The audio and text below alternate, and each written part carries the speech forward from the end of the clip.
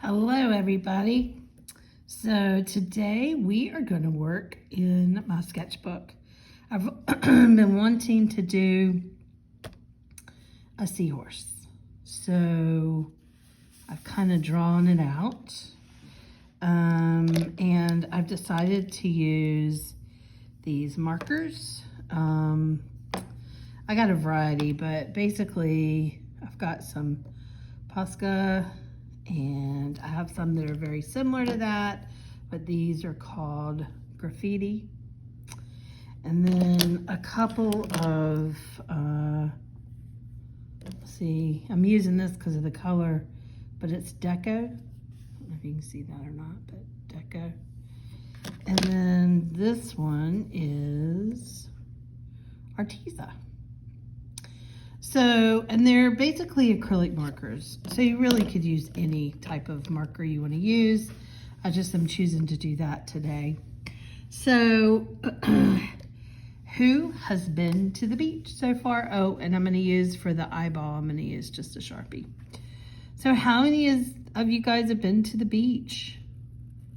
I have been on and off since April, which has been super nice. But the weather, wow, it has been hot.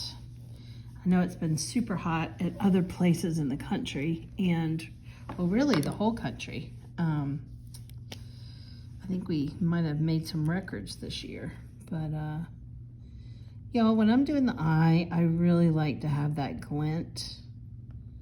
Usually I'm careful and not covering it up, but I did this time, dadgummit. So I'm trying to find some white that'll maybe give that glint back. There we are. While I'm here, let's do the white that'll go around it next. And I'm practicing in my sketchbook because I've started working on my Christmas ornaments, and I supply a cute little boutique at the beach with ornaments every year, and every year they're a little bit different, but I do try to make it sort of applicable of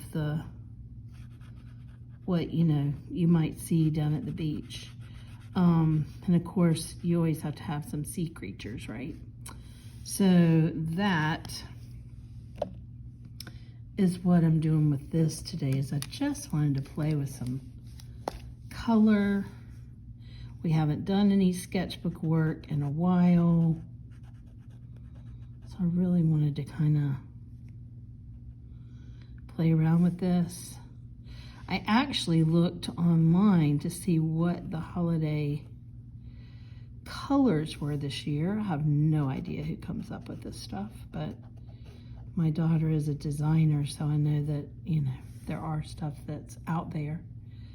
And the colors are jewel colors with bronzes and metals. So that's supposed to be our holiday sort of look. So I figure, whether it's true or not, it's a little different than what I used last year, so we'll just go with it. And I've always got my red and green and pink, green and gold and silver. So what I'm doing right now is sort of just trying to get some of the texture mimicked. And with what I have, and then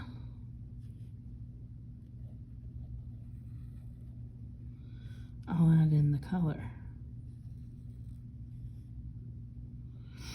Okay. Trying to get in some green, I don't know how many of y'all have seen a seahorse in real life.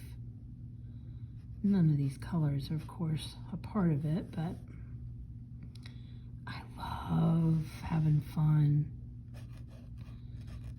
in art with color that's not necessarily what you might see. And the reason is because I feel like so often we look outside and we say the sky is blue or the grass is green. And actually, there's a million different colors that are in the sky and in the grass. So, when I was teaching art to kids, I would always encourage them to just have fun with the color. To really look, go outside and really look and see, what did they see? What colors did they really see? And look at reflections and, you know, all that cool stuff. So here I am adding lots of different colors. Before I even added these colors, I did Google seahorses, and I did see that seahorses are all different kinds of colors. So I encourage you to look it up before you get started. It's taking shape. It's kind of bizarre doing it this way, but in some ways I feel like it's obtaining its own little personality. I don't know how that's happening, but I do feel like he's taking on its own personality. I don't know a lot of facts about seahorses. I need to look it up and put it out there. But anyway, I really want to get some pink in here. I have two different pinks, a light and a dark. I kind of want to use both of them, but this seemed very bright to me for the subdued way I was going about it. But if I put it here, remember we talked about complementary colors? Oftentimes when you slide a complementary color in together, it sort of neutralizes. So I don't feel like, I mean, a lot of people will say, well, it pops. I mean, there's color theory is complicated. Here, when you put it like that, it sort of is very bright. So you can see the difference, right, between here and here. So I'm going to come in with my lighter color and bring it down and maybe bleed it in from this little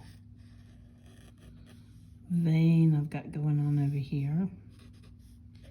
Maybe put it on the little prickly parts. We should, if you're interested in color theory, definitely make a comment, because I would absolutely love to do some color theory exercises where you can see the magnitude and the impact of putting different colors together, and maybe it would help in, you know, when you're creating your composition, where you put stuff. I think oftentimes as artists, for those of us that learned it in school, you've already learned it and it becomes so natural that you forget to talk about it. I know when I was educating kids, a lot of times they would say, wait, they call me Miss B. Miss B, wait, what does that mean? What did you just say? And I would realize that I needed to back it up and explain.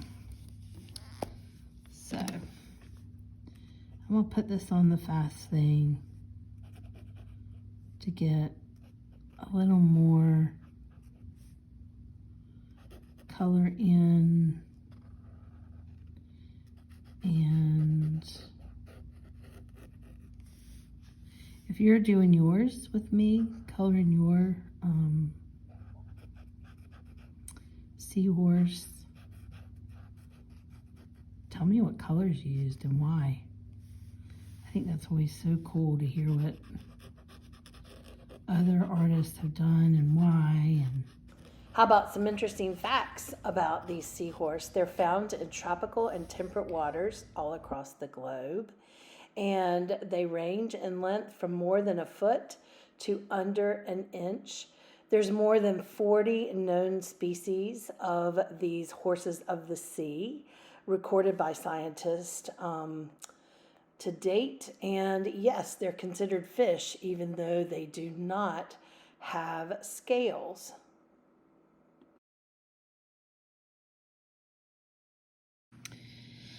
so we're finishing this little baby up. It's been quite interesting with this little guy. He looks a little bit, at first I thought he looked a little scared, but now I'm thinking he looks bold. So I think I'm gonna add in a little bit of darks here and there so that the bold that he's strutting sort of, I don't know. I just really felt like I needed some really deep colors in it in different spots. Okay, I'm gonna finish it up with this pink.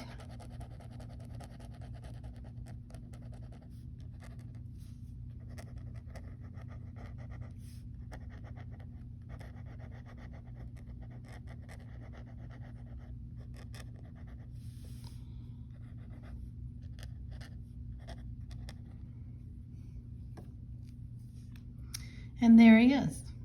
And I think it's a he. It's not pretty enough to be a girl, I don't think. I think I would call it a he.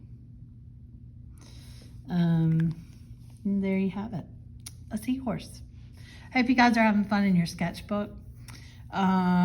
Make sure you do a thumbs up if you enjoyed the short activity today, and I'll see you next Wednesday for another fun little activity.